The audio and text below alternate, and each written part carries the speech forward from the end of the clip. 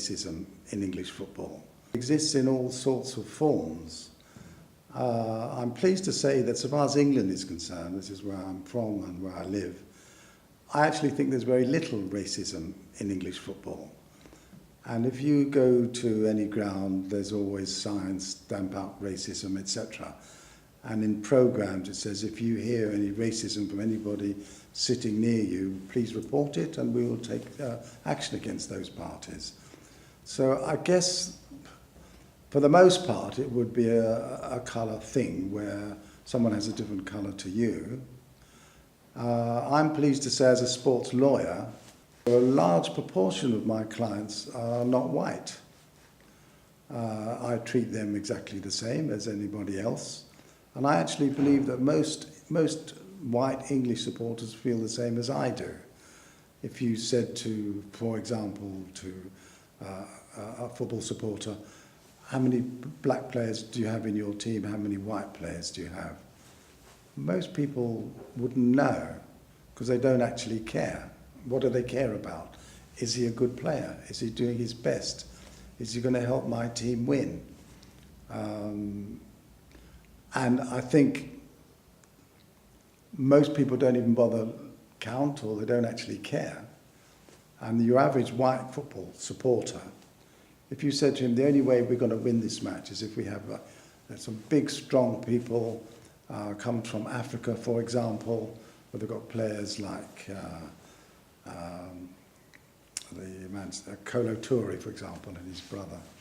You know, they're fantastic examples of athletes, football players, and their standard in terms of ability, skill and effort is greater than your average white man. So if you said to your average football supporter at Man City, Toure, how do you think about Toure? They love the man, they absolutely love him. He scored a goal by picking up the ball just outside his own penalty area, and he ran through the whole team. There was 5 guys chasing him, nobody could catch him, and he finished up by smashing the ball in the net. Do the Manchester City supporters care if he's black or white? They don't actually care. He happens to be black, but he was the best player on the pitch. And he's an example to everybody how you play sport fairly within the rules of the game, hard, because he's a hard man. That's acceptable in football. It's not a sissy's game. If you're going to be successful in football, you have to be a tough man. And it's all very well being like Barcelona. We've got lots of very small people who are, you can knock them over because they're tiny. Several of them are 5'6". When it comes to the crunch, you need a combination of small, skillful players and big, strong players. And if they happen to be black or white, it doesn't make any difference as long as your team wins. And I do believe in English football. I'm speaking now only about English football, and I'll address other countries in a minute. In English football, your average English person doesn't care whether his players are black or white or what his religion is. And I was pleased last year when I went to a match at Arsenal, where they showed the colours, the flags of all the people in the team. Arsenal happened to have a combination of all sorts of people. Black, white, Israeli. At the time they had the Israeli flag together with the Moroccan flag. They had a Moroccan player, and all the flags are together, and they're playing together. And they don't care what their religion is or where they come from. What do they care about? Is he a good player? Is he going to help my team win? And if they help the team to win, they don't care where they come from. I believe that is the general feeling in this country. And people may say, for example, there's more white managers than there are black managers. That's possibly true. I don't think there's anything to do with racism. I think it's to do with the fact that the black players, very often they're the best players in the team, and very often they're the captains. They wouldn't make them captain if there was any kind of racist issue. And there are black managers. Chris Hughton, for example, who's a very good manager. I know him very well. He's a friend of mine. He was manager of Norwich. Unfortunately, he lost his position there. Not his fault. The team let him down. The supporters didn't care what colour he was. They supported him. Now that's England. However, if you go abroad, to countries like Russia, Serbia, Croatia, Italy. Italy surprises me because I think Italy is a wonderful country. They understand skillful football. They definitely do not like black people in Italy. And if you're an English player and you happen to be black and you go to, and you're playing in Italy, you have to watch out. You will get abused. And the supporters will do it to wind people up, to make them lose their tempers, so they get sent off. And it definitely exists. Racism is a serious issue in a country like Italy, which it's a country I actually like. And how they allow that to happen, I don't know. And the way we deal with it in England is and I would do the same if I heard someone saying racist things in this country, religion or colour, I would report them, and I would do my best to get them thrown out of coming to this ground. So this country, and I'm not saying England is the best country, in relation to racism, in football terms and in sporting terms, because in the sporting world, the black people are usually superior. If you look at the Olympic Games, do you think the English people care if you're running in the 5,000 metres, you're going to get a double gold medal? You're representing England, you're representing the country. The English don't care where you come from or what your colour is. They'll cheer for you equally. So I don't think this is a problem in England. I don't say that about the rest of the world, because there are clearly problems in other parts of the world. There are many Jewish supporters who live in North London. Consequently, there are many Jewish supporters who support either Arsenal or Spurs. The Spurs fans, mostly the non-Jewish section, call themselves Yiddos. Right? Yiddos is a word Yid is a word which Jewish people do not like. It's not a nice thing. Same way as I would never use, and I've never ever used the N-word, I don't actually like people using the Y word. However, the Spurs supporters call themselves Yiddos. Now, that's our team, and we're Yiddos, and we don't care what... And they do it on purpose, and then they're not Jewish. Most of them are not Jewish, incidentally. And they use it as a slogan to identify. We want to be different, and we're North London, and we're Yiddos. Some people get very offended by that. But some of the Christians and the Jewish people watch together and they support the same team. And that's what they call themselves, which I find strange. So it's not only a black and white thing, it can be a religious thing. But I actually think it's not done in a harmful, nasty way, because the authorities in this country will stamp it out. You will be banned from coming. And everybody likes to go to football these days, where you've got the two teams come out. They're usually with a small child, and they line up, and I like the way they do that. Every single player comes out with a small child, black, white, whatever religion. Nobody cares. Nobody cares. It's the spirit. You're here to play football, you're here to win, you're here to entertain. It's an entertainment industry. And if you perform, people don't care where you come from or what you do, as long as you're playing fairly on the pitch. And there have been a couple of instances where Suarez allegedly said things to Evra, which upset Evra a great deal. And Suarez was punished very heavily. To his credit, he explained himself by saying, where I come from, which was Uruguay, if we're calling another player, if he happens, they use the word negrito in Spanish-speaking countries, which means a little black person, negrito. Negrito is not a nasty word, it's a little person who's black, negrito. It's like saying a little child or whatever. He was punished, quite rightly so. And in fairness to him, since he was punished, he hasn't stepped out of line at all. At all. The way supporters don't like him because he's so good and he scores goals all the time. And having missed like 10 matches for having been banned for that racism with Evra, he's been a model of good behaviour. And incidentally, he was named Football of the Year by the players in this country. And he's been nominated by the sports writers as the Player of the Year. Spain also can be a difficult country, and I have connections to Spain because my ex-wife came from Madrid, so I have family who live there, and they have the same problem in Spain as they do in Italy. It's you would think a cultured nation with wonderful footballers. They're the current world champions and European champions, and people in England watch the Spanish football. I do. Atletico Madrid and Real Madrid, they're the local rivals and they hate each other competitively. Real Madrid supporters regard Atletico as the poor relations, they're the working class team, and out there they challenge us. Real Madrid's the team with all the money, so it's a wealth thing with which team you support. But the authorities, the Spanish authorities, UEFA, FIFA, they should do something about racism in football. Whatever they're doing they're not doing it strictly enough.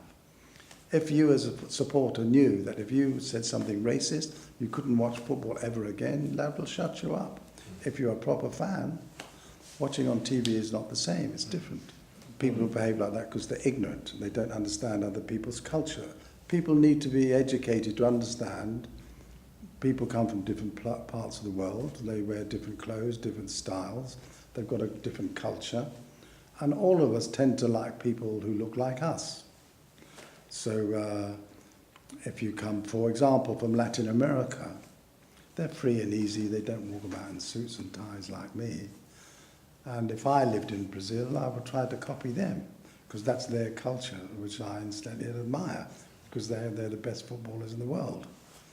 So I think it's ignorance, it's lack of understanding, it's a lack of speaking to people. Let me give you an example.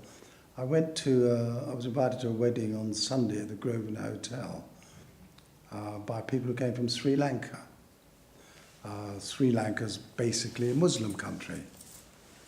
And so I didn't know how to dress or what was allowed and what was not allowed. And so I made a point of asking, and what as the men, what are they allowed to wear, or what should they wear? Do they wear a suit, a lounge suit, or do they wear an evening dress? And the women, what do they wear? What's acceptable in the Muslim culture? I understand they don't like a woman to have her shoulders showing like in a normal white wedding where people wear low-cut dresses. They don't approve of that. So if you have any sense about you at all, you find out what their culture is so you don't upset them. For example, on the wedding invitation, it said, no boxes please, which is rather strange. So I sat down and tried to work out what it meant. And in their culture, it is normal for guests to give money to go to the bride and bridegroom who are starting life, and they need all the help they can get. Life is hard enough anywhere. They're got a wedding, buying a house, going to have children. So it's acceptable in their culture to say, don't give a gift which is wrapped up in a box, no matter how nice it may be. Kindly give money because that's what the bride and bridegroom need. So I educated myself to accept their culture, and it was a fantastic wedding. Couldn't have been a nicer wedding.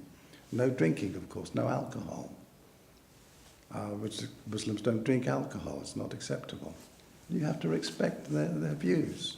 I do drink alcohol, but I wouldn't dream of doing it in a place like that. Orange juice, mango juice, whatever, that was the norm, so to me that is fine. So it's not a question of being intelligent, it's a question of asking questions. What is normal in their culture? What is the right thing to do?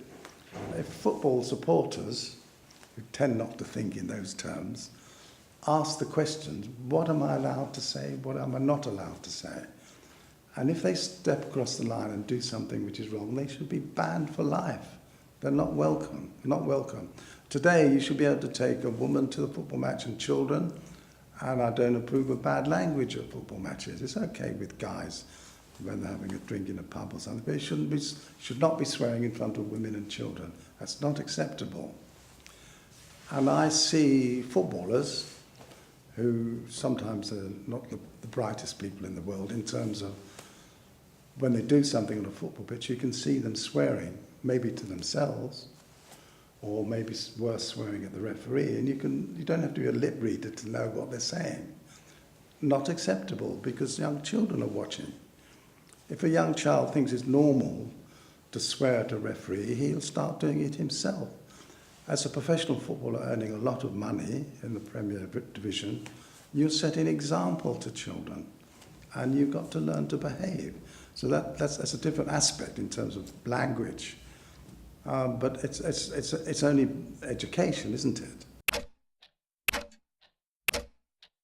If you've got children together in a school and you teach them what is the proper right thing to do, so you don't upset people in your class they come from a different culture. What is normal for them? What is acceptable for them? And don't do anything to upset them. People who come from Pakistan should be called Pakistanis, and if you call them Pakis, they don't like it. And if they don't like it, don't use that term. What I think is offensive to me may not be offensive to you, and vice versa. So again, it comes back to education. Like drinking, for example. To me, drinking is not a terrible thing. Muslim religion is not allowed. So if you go to a Muslim function, don't drink, don't do it. And if you go to a football match, don't use bad language and don't use racist remarks, because you will be punished and thrown out. So the authorities have to be much stricter. I would fine footballers for swearing at the referee, for example. You have no right to swear at a referee. He's the man in authority, and he's doing his job. In England, I don't believe the referees are corrupt. I do know they are in other countries. You may see a bad referee and he'd make a bad decision. But I believe in England, where you get a bad decision, it's because he's made a mistake. You see footballers on the goal line kick the ball over the bar in error. So if the referee makes a mistake and doesn't spot an offside decision because they're playing 100 miles an hour, and he's got to watch when the ball is kicked and when it's received and who's moved, it's a very difficult decision. And he's got a split second to do it, and he can get it wrong. We sometimes watch an incident on television 3, 4, 5 times from different angles and get it wrong. So you make allowances for the referee if he makes a mistake.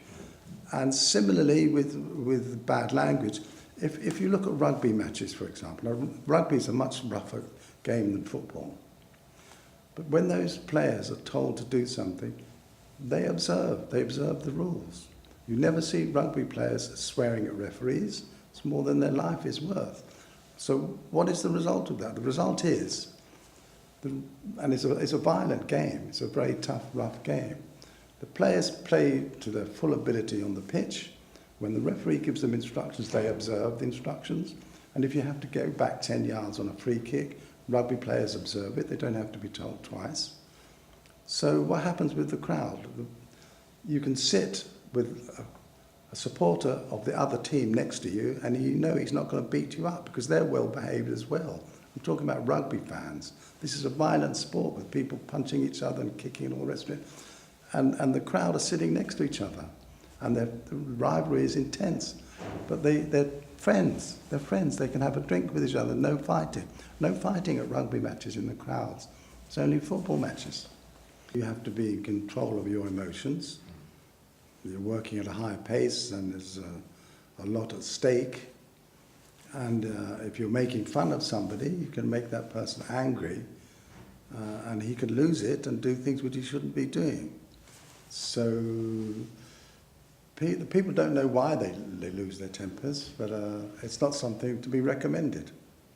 Even in boxing, where your job is to hurt your opponent, if you're smart, you'll observe the rules and you won't lose your temper. If you lose your temper, you lose the fight. Where somebody's in control of what he's doing, he's going to punish you if you're lashing out like a lunatic. And the same thing in football. I mean, if you wind somebody out and he's not smart enough to work it out, this is an ignorant man making an ignorant remark, ignore him. If you're playing football in Uzbekistan or one of those countries which we never go to, what are the local rules? And in Italy, where the racism there can be violent, maybe because you're not Italian, if you happen to be English, they will attack you. That is not acceptable. And people should make a lot of noise about this to the FA and to the UEFA, to stop those cities. If they can't control the crowd, don't go there. We won't play you. Until you can produce a situation which is safe for people to play and for people to watch, we're not going to participate with you. We're going to ban you. You can't play. And I'm talking about Rome, which is a well-educated city with intelligent people. It's a really dangerous place to go to. I've been to watch football matches in Rome. And if you happen to be the wrong colour or wrong race or wrong religion, you know, you're taking your life in your own hands. They wait for you outside the stadium. They make fun of the players. They attack the supporters. I knew some Arsenal supporters who went to Italy, to Rome, just to watch a football match. You know, they're spending money going there, from airfare and hotels. And when they're approaching the ground in their coach, somebody who looks like he's in authority is moving the coach away from outside the ground, and you think he's taking you to a safe parking space. In fact, the person was not an official, and he took them away from the ground where there was lots of police. And as they're getting off the coach, these people started shooting them. Shooting them. They were doing nothing but driving to a bus. It was nothing to do with colour, it was because they were English. And they started shooting at the Arsenal supporters. And people got hit. And what's in it for the people doing it? I don't know. Some kind of power game? I don't know. I think if you need a gun to shoot somebody sitting in a bus doing nothing, you're not a very brave person. Those people should be sorted. You shouldn't be allowed to have... If the teams which hold the matches can't control their own supporters, they shouldn't be allowed to play. They should be banned from European competitions. And that'll fix it. In England, we had crowd trouble years ago. We don't have it anymore because the grounds were closed down, and they worked out that it's difficult to fight if you're sitting in a seat. It's easy to fight if you're standing up. So they made all the English grounds seating. Right? It's a good move. You don't have to be a genius to work it out. If I want to have a fight with you, it's very difficult if you're sitting down. If I'm pushing you and standing next to you and barging, you can tread on someone's toes and a fight can break out. So in the 80s and 90s, when there was this problem in England, and England was not a safe place to watch football matches, they closed the grounds down and they rebuilt them, and all seaters, controls and crush barriers and things. We have very little trouble in England now in the grounds. English football is a very safe place to go. You have lots of police who control the crowd. The stadium officials, they spend a lot of money on safety so that you can go with women and you can go with children and nobody's going to attack you. And this is what they have to do in other countries. Brazil, they're one of the leading countries in football in the world. And I've been to Brazil and I've seen how they play, and I've met Pelé, maybe the greatest player of all time. And I remember saying to him, I saw in 1970 you played in Mexico, and that was the best football team I've ever seen. And he said to me, you obviously understand football well. I said, I'm a football fan, and I will watch any good team play at a standard which we don't normally see. And you were the best players. You were the best player in the best team ever.